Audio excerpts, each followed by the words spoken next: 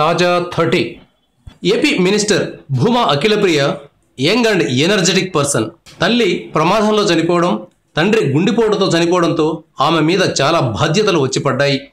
భూమా నాగిరెడ్డిని నమ్ముకున్న వారందరినీ కంటికి రెప్పలా చూడాల్సిన పరిస్థితి చిన్న వయసులోనే అఖిలప్రియ మీద పడింది.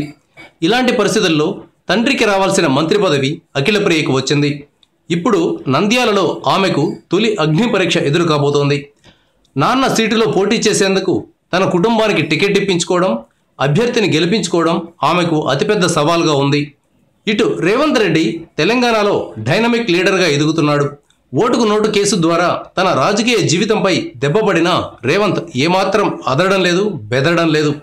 కేసీఆర్ మీద, టీఆర్ఎస్ మీద చిచ్చరి పిడుగులా విరుచుకుపడుతున్నాడు. అటు అఖిలప్రియ, ఇటు రేవంత్ రెడ్డి ఇద్దరు సవాళ్లకు ఎదురేగుతున్నారు. వీరిద్దరూ వైజాగ్లో జరుగుతున్న మహానాడులో మాట్లాడుకుంటూ కనిపించారు. బహుశా తమ ముందున్న సవాళ్లను ఎలా ఎదుర్కోవాలా అని మాట్లాడుకుంటూ ఉంటారు కాబోలు. Thank you viewers. ఈ వీడియో మీకు నచ్చితే లైక్ బటన్ టచ్ చేయండి.